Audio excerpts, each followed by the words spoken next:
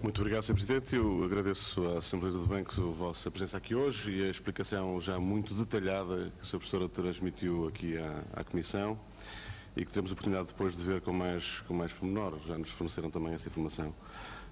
Falou-nos aqui das matérias fundamentais e importantes para o país e para o sistema financeiro, nomeadamente a questão do risco soberano, da conexão entre o risco soberano e o risco das instituições, enfim, toda esta realidade que vivemos ao longo destes últimos anos na Europa e em Portugal particularmente, e na importância que tem de haver aqui uma intervenção por forma a minimizar esse tipo de riscos.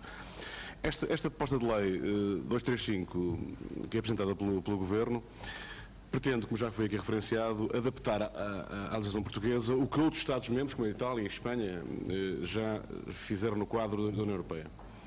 Fizeram-no de forma diferente, como também já foi aqui dito, e falarei um bocadinho mais tarde sobre isso. Neste enquadramento, o que se passa aqui é que as empresas portuguesas e os bancos portugueses funcionam num ambiente completamente diferente dos outros ambientes, ou seja, a competitividade não está garantida quando há regimes que dão, não diria vantagem, mas pelo menos tratam de maneira diferente aquilo que é igual. Tal como é referido nesta proposta de lei, é muito claro também, havia aqui uma necessidade, e o Governo ainda bem que avançou com ela, julgamos nós, de adaptar a Portugal uma legislação que está em vigor há um ano na Europa. Eu já disse em plenário, e quero em plenário, numa discussão que houve sobre esta proposta de lei, e também quero aqui referenciar, que este regime podem aderir quaisquer sociedades comerciais e empresas públicas. Está perfeitamente previsto já foi dito pelo Banco de Portugal há um bocadinho que aplica-se muito mais ao sistema financeiro, mas a verdade é que a proposta de lei prevê também isso. A adesão é livre, portanto é voluntária, não há sequer aqui, digamos, uma obrigatoriedade, e obedece a regras muito claras e previstas nesta proposta de lei. Regras criam um instrumento de apoio às empresas, de alguma forma, mas que salvaguardam a posição do Estado. A conversão de ativos por impostos diferidos em crédito tributário implicará a constituição de direitos de conversão atribuídos ao Estado, como já foi aqui referenciado até pelo Sr. Deputado Pedro Marcos, no montante de 110% de crédito. Ou seja, haverá aqui uma majoração de 10% a favor do Estado. E estes direitos de conversão que o Estado poderá dispor conferem também o direito de transmitir.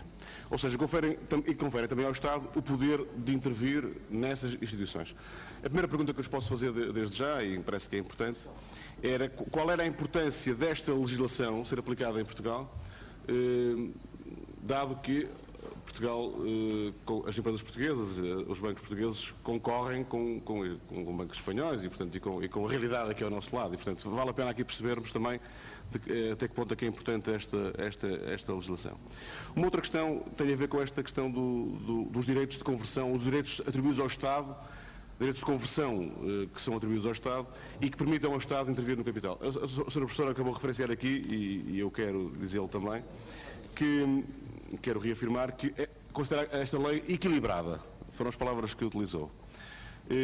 Ouvimos anteriormente o Banco de Portugal, que também disse, e também disse aqui, que esta lei defende o interesse público.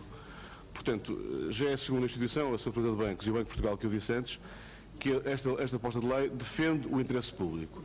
Portanto, há aqui uma preocupação clara nesta proposta de lei, pelo menos em comparação com outros regimes aplicados a outros países, que é uma clara defesa do interesse público. Parece-me que é uma nota que é transversal às duas audições que ouvimos hoje e também é a nossa opinião. E eu perguntava-lhe muito rapidamente, e vou às questões muito concretas, e gostava que falasse também um pouco sobre isto, qual é a importância que a proposta de lei para as instituições financeiras? Ou seja, se não existisse esta lei, como é que ficaria, não é? A questão pode ser colocada ao contrário. É importante, não é importante, qual é o grau de importância? Para nós é fundamental percebermos isto. E que impacto terá no sistema financeiro, particularmente nos capitais próprios dos bancos, a aprovação desta lei? Ou seja, será ou não importante, apesar de ser uma adesão voluntária, a existência desta legislação para que os bancos ou instituições financeiras possam aderir, se essa for a sua vontade ou for a sua necessidade?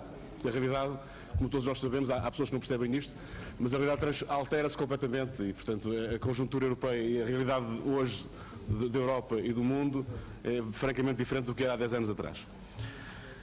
Eu há um bocado referenciei, a proposta de lei prevê que os ativos por impostos diferidos em crédito tributário permitam, em determinadas condições, como já disse há um bocadinho, conferir ao Estado direitos de conversão no montante de 10%.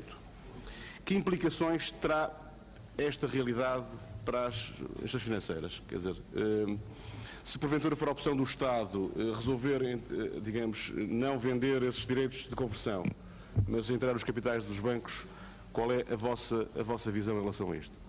O Banco de Portugal, no parecer que deu, e penso que terão tido acesso a esse parecer, ou pelo menos julgo que sim, ou pelo menos ouviram talvez a audição anterior, referiu que esta proposta de lei pode criar um efeito estigma, ou seja, as instituições que adiram a este modelo, a este regime especial, poderão ter efeitos na sua própria imagem. Concordam com esta opinião? Não concordam? Qual é a vossa opinião sobre isto?